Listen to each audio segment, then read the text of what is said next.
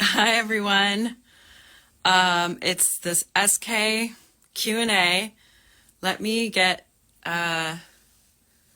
Carrie on the line here.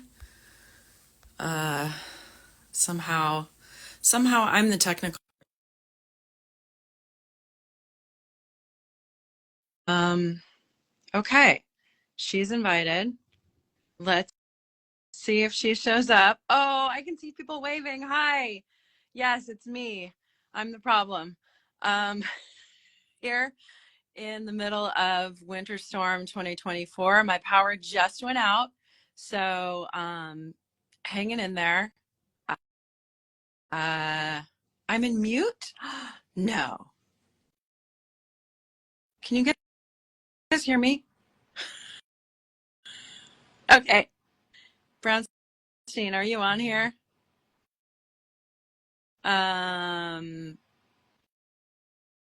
Seriously, the power just went out and it just came back on. So, um, thank you for all the love from Instagram. Really, oh, view request. I got to let her in, right? Accept. Sorry. I literally don't know how I became the technical person today. Um, oh my God. Hi. Just been babbling away here for 2 minutes. I know I've been watching you. I'm just letting you hang there. Sorry. Hi, everyone. I just like watching Corin navigate technology and social media. It's one of my favorite things. She's really great at it, and it's always super hectic. She's literally she's broadcasting from a basement that has so much stuff in it. The chaos is lovely to just sit back and watch. So I've decided to join. Corin, look at that backdrop. It's a hoarder's paradise. It's a hoarder's paradise, yeah. Cautionary tale. Everything behind Corin right now is a cautionary tale, but also feel free to just collect things that you love and never get rid of them. Anyway, yes. Hello from Portland. We're at our respective homes. We don't live together. A lot of people kind of imagine like a Bert and Ernie situation. It's not Bert and Ernie for us yet. I think that's something we can look forward to. Little Rope's out, and I'm watching your comments roll in. We do have some questions that you guys sent in the other day that we would be remiss if we didn't start answering. Corin, do you want to answer one? So I have a question. What? Carrie? To me? No. So the question we got was about modulation on Don't Feel Right. Yeah. And they were like, is that the first song you've ever modulated on? And it's not, right? No. There's actually 2 songs on the Woods that modulate. One is, Wilderness modulates on the Woods. Does Nightlight modulate at the end? No, Nightlight doesn't. I was going to say Roller Coaster does, but I don't think it does. But definitely Wilderness modulates. The instrumental, it's like this descending line, and then it ends up going into a different key. Yeah, anyway. And there might be other, I think there's something else. There's another one. I think there might be something on this center hold. I don't know, but Wilderness is the first one to me that modulates for sure. Okay. Let's see. What are the other names y'all wanted to use as the album's name? That's from This Is the Real Gems. Yeah. What were the other names? We had a couple. Oh, we were like, oh, well, we really thought that we were going to call it Hell for a minute there. No, I didn't. You can't call an album Hell. You cannot call an album Hell. It's just like, we were thinking about it though. We is like a, I was thinking about it. We is a broad term there. I think that, well, there were like a lot of lyrics, like we were like Hunt You Down. I feel like I probably have a list somewhere. Well, say it like you mean it. We thought about that for a second. Yeah. This is one of the rare albums that is not named after a song title, I will say. The Woods was the first one that wasn't named after a song title. And this is the only other album, right? That's not, it's Well, from a lyric in Small Finds. yeah. Okay, so that's the answer to that question. Is there a, wait, this is the same person. Is there a song on the record? We have to answer another person's questions. How do you decide which songs will be singles? Yes, self-titled. That's right, Catherine. And many of you are now saying self-titled. It's true. We don't have a song called self-titled. Thank you for pointing that out. Checking.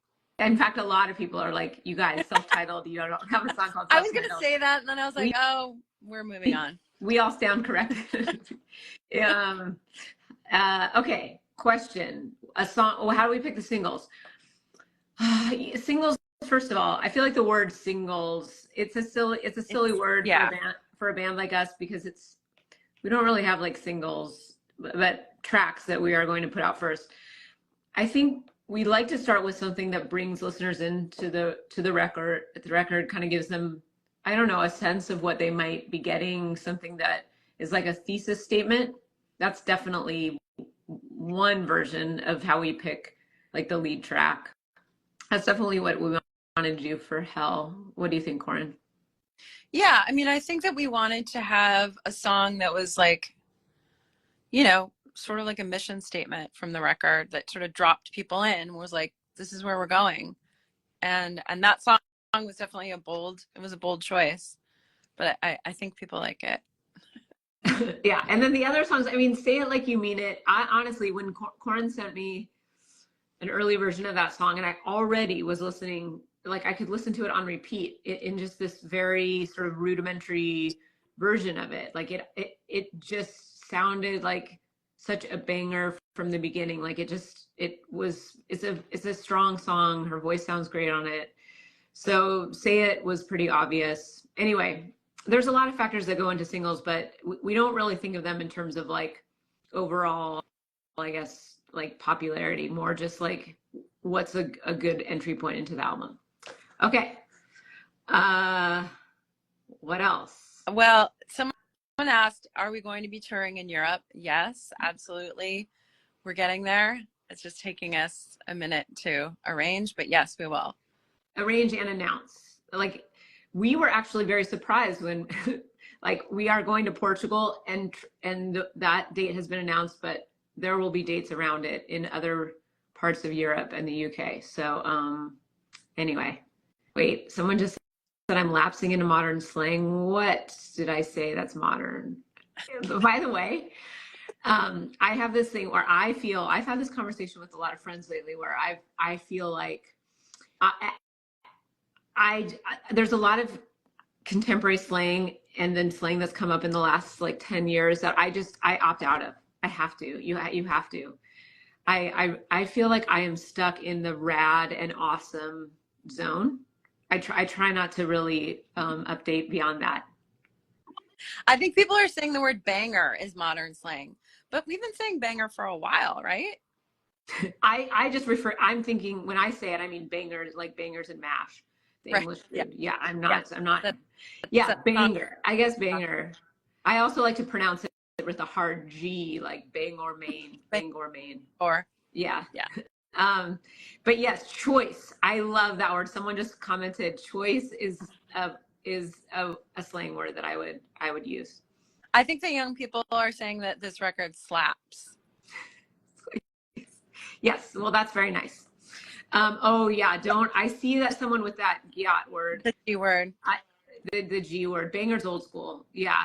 Curious how you landed the album name. Okay, rad is timeless. I agree. Banger's old and has been brought back. This is no more gyat, guys. I live with an 11-year-old, and I am susceptible to their young person slang. So anyway, Little Rope. I think the album. Okay, Spanx. Should we say this album Spanx instead of Slaps? Oh. Okay. No. Little Rope, the title. Well, I think it sort of has that duality to it that we wanted to convey, and that is conveyed on the album. That sort of liminal place that we all exist in, and especially when we're in moments or times of uncertainty or messiness. And Little Rope can be like the most dire moment where you want to end things, or it could be the thing that brings you towards hope and getting yourself out of the dire situation. So we liked that aspect of it. Yeah, it just seemed to be the both that we wanted. Liminal. Little Rope 8. I'm just having more fun reading the comments, but let's go to, okay. Are there any other, there was a good question that was like, hearing that we maybe didn't want to have some of the songs, or we were worried about putting some of these songs on the record. I will say that was mostly Corin. I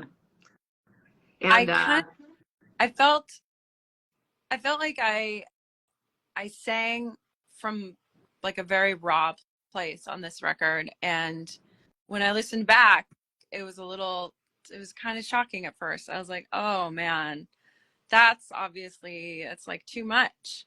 And oh no. And I feel like, am I freezing up? Yeah, you froze, but that's okay. If you leave, I don't know if I can still be here. I'm like your add-on. Power goes out. I love everyone. I just my house is on some sort of teetering on the edge right now.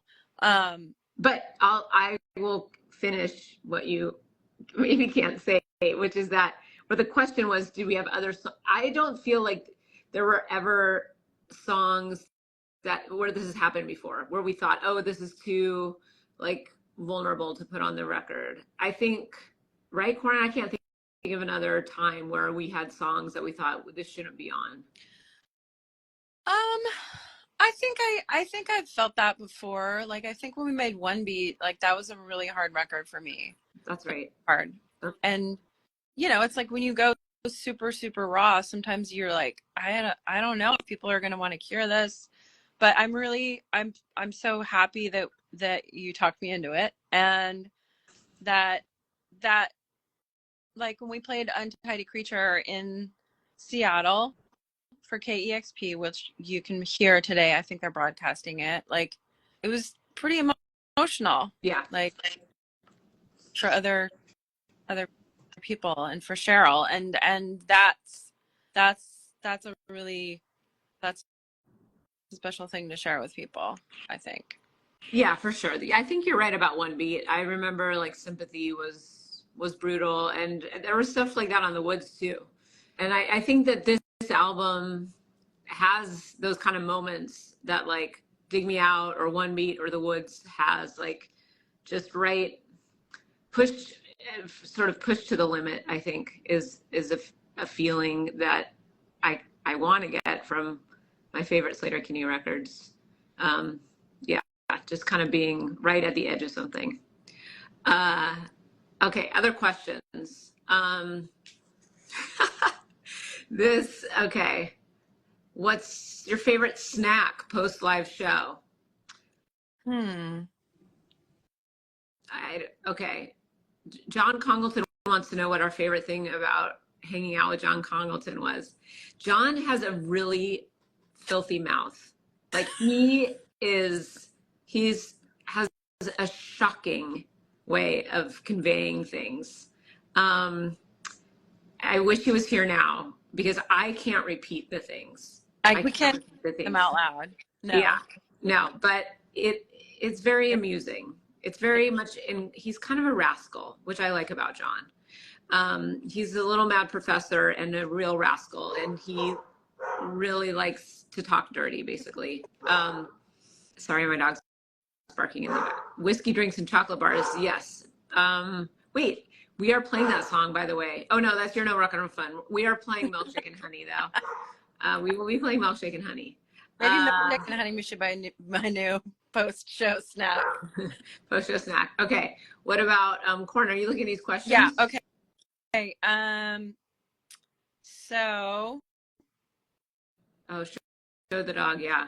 Banjo. Oh wait. Champ, my dog's right here. Corin can show her dog. Hi, buddy. Look at that room, Corin.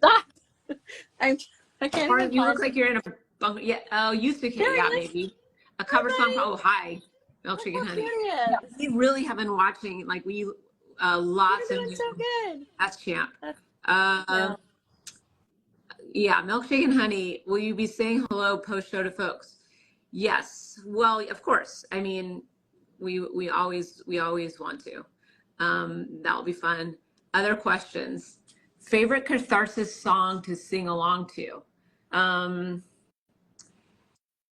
of I guess not of our own songs. I love Tom Petty to sing along to.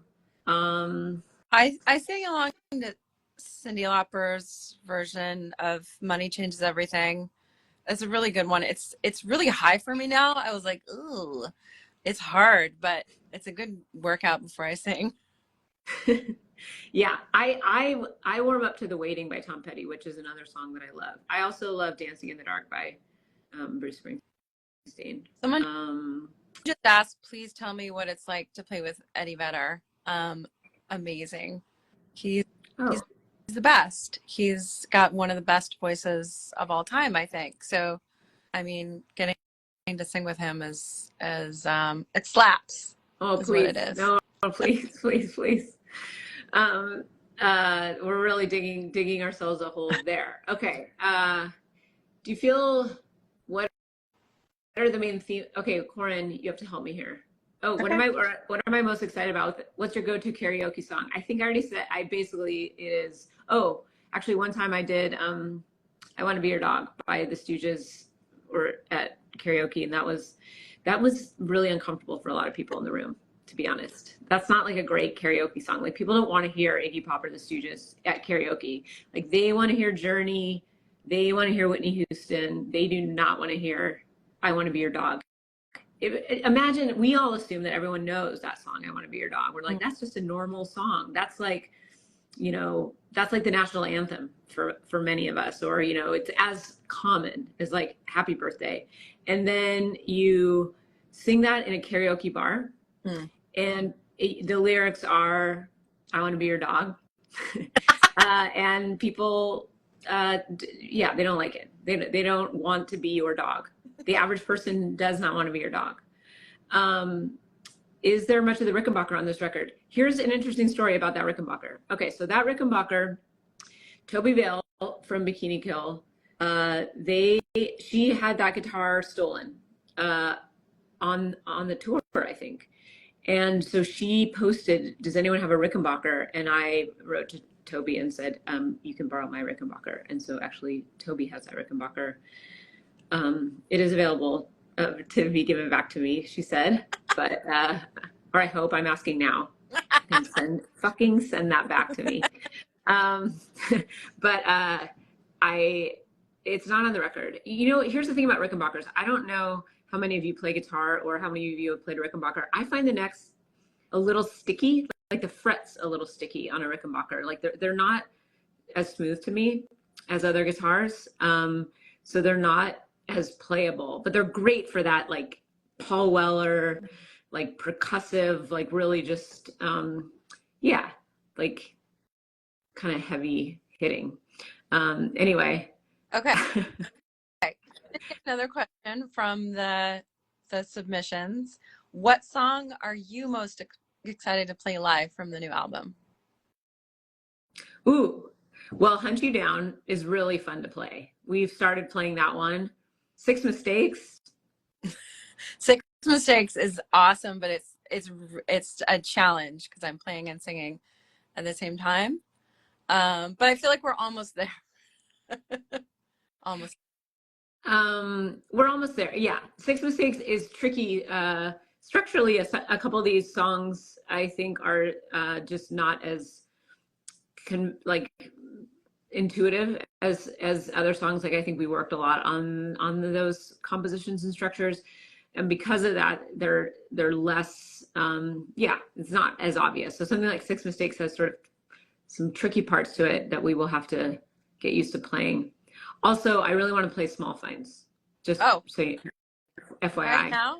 Oh, no, okay. not right now. Not right now. Not right now. Yeah, but we're going to play, I would say, are we going to play the new songs live? Yes. I will say we're playing 8 or 9 out of 10 new songs. They're very well suited for that, for the live show. And also they go really well with the songs we like to play live. Like they're fast, they're loud, but they also like can add a little contemplation to the set. We are going to be playing songs. Like we're always a little scared to play quiet songs because we like play these really loud, ferocious songs, and then we play this like understated song. And whereas like other bands do that all the time, I feel like we just know what the response is when we play fast songs. But and it's so we always feel a little vulnerable, to be honest, playing the slower songs, of which we have plenty. We have all these quiet songs from our old records too, and we are going to be busting those out because it seems like that's not just what you guys want to hear sometimes, but we really have kind of found a new love for those songs, like Buy Her Candy, Quarter to Three, what else, Corin? Oh, Leave You Behind. Jeez. Yeah, I mean, there's a lot we could go into, but I'm excited. Yeah, I think we'll have like a little blue period on stage where everything just gets sort of moody. Yeah. And we'll go into the slow songs. But like, you know, like a song like Dress Yourself on the new album, that's like well suited to like something a little moodier too. Dance Song 97 for sure, but we really want to do, we're going to do the low cover of it because honestly, they outdid our own song and just made us hear it in such a different way. And yeah, Quarter to Three, we have started playing, including the melodica part at the end, and it's very fun. And One Beat, yes, we'll be playing One Beat. We'll be playing Get Up. Yeah, it's what else were we playing from the old records? Yeah, I feel like we need to practice a little more before I'm willing to commit. Oh, I'm committing now. Okay, I'm committing to every single song. Okay. Okay. Not every single song, by the way. I've seen some of these requests down here, like Size of Our Love, which just came through, and that's a tricky one. Maybe we'll do that one as like one of those at-home things, Size of Our Love.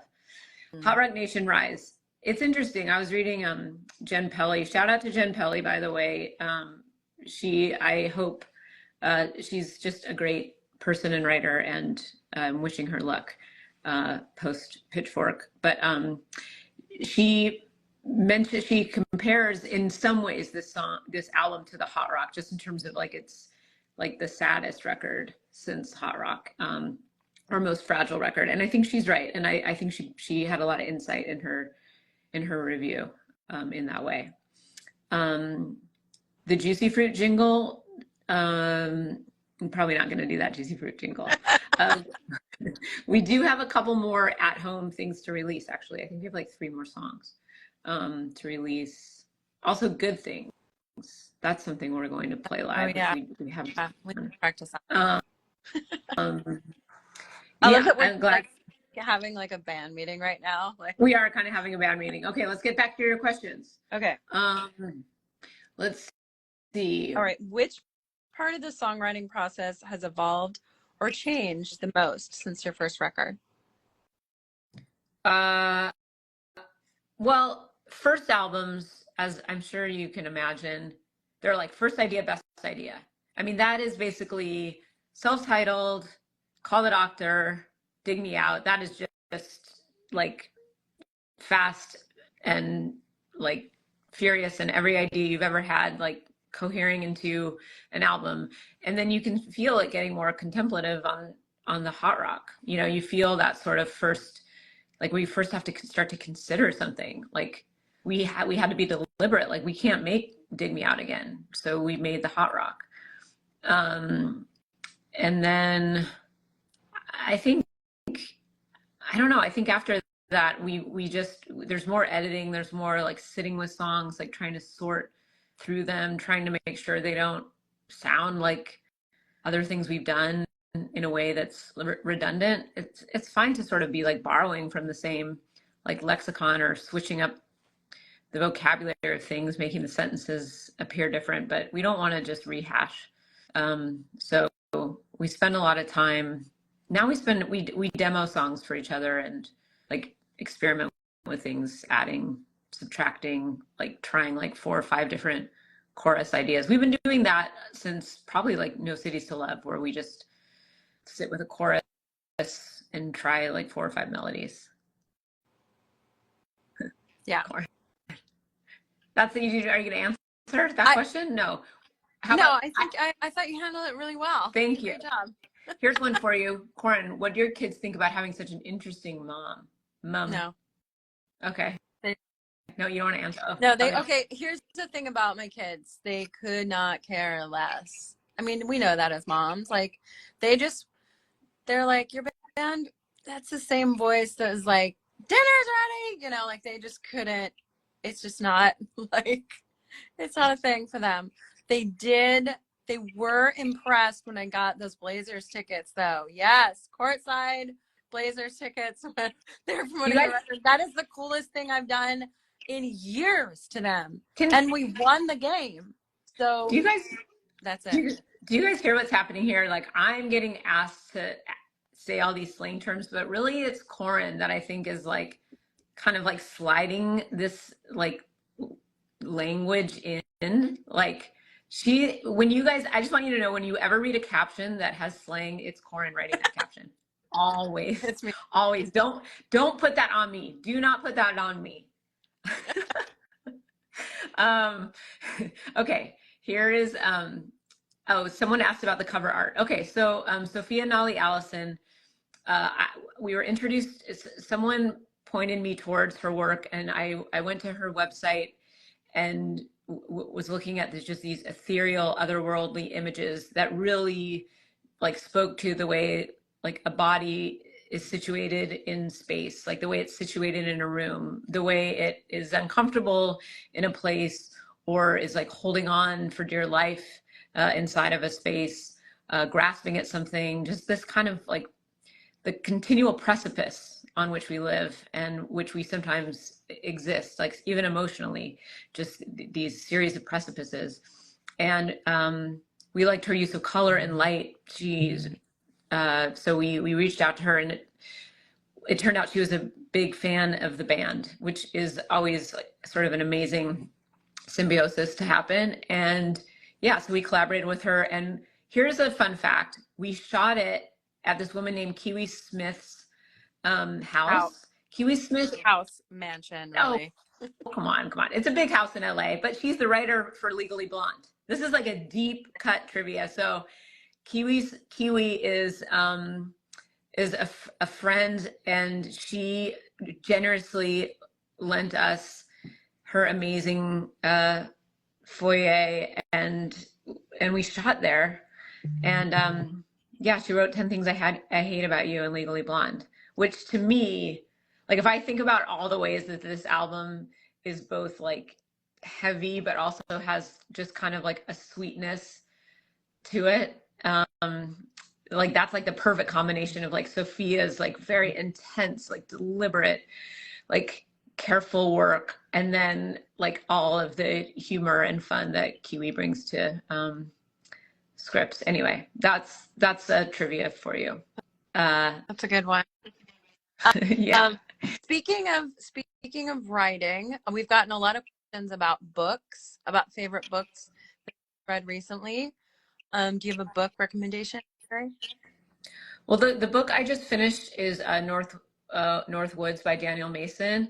And it's just this really beautiful book about this like this land in New England over centuries, and how people conform to place and place conforms to people, and just like the ongoing sort of also like almost cruel nature, I guess, of time that it leaves people behind. And if you're lucky, you live somewhere that has sort of a history to it that's there to uncover and discover. So that is North Woods by Daniel Mason. What about you, Corin? I just finished My Murder by Katie Williams, which I love a mystery book. And this is like particularly creepy sort of sci-fi take on it, where a group of women that are murdered are brought back clones. I also read this book. I also read that book. I actually listened to it as an audiobook. I tend to go very genre with my audiobooks. I stay in like the mystery thriller realm with audiobooks. And then when I'm actually reading a book, those tend to be less genre-y. Okay. Oh, better than her other book, My Murder. Okay, so some My Murder fans. All right, well, we have been on for a half hour, which seems like we've taken up plenty of your time. But mostly, honestly, it's been really rewarding to be in communication with all of you, not just today, but over the last couple months and years. And we listen and appreciate it. And we're honestly very excited to see you at the shows. And we appreciate all of your enthusiasm, especially for this record. This record means so much to us. And its intention is to also like find you where you're at, and hopefully you hear and see yourself in it and enjoy it. And we're really grateful for you guys. Absolutely. We're so thankful for the support and the comments from people. You're why we do this. Please sing as loud as you can at every show, so I don't feel alone. And we're so looking forward to it. All right. Love you guys, and we promise we'll be announcing more tour dates. Love you. Thank you. Bye. Thanks. Bye.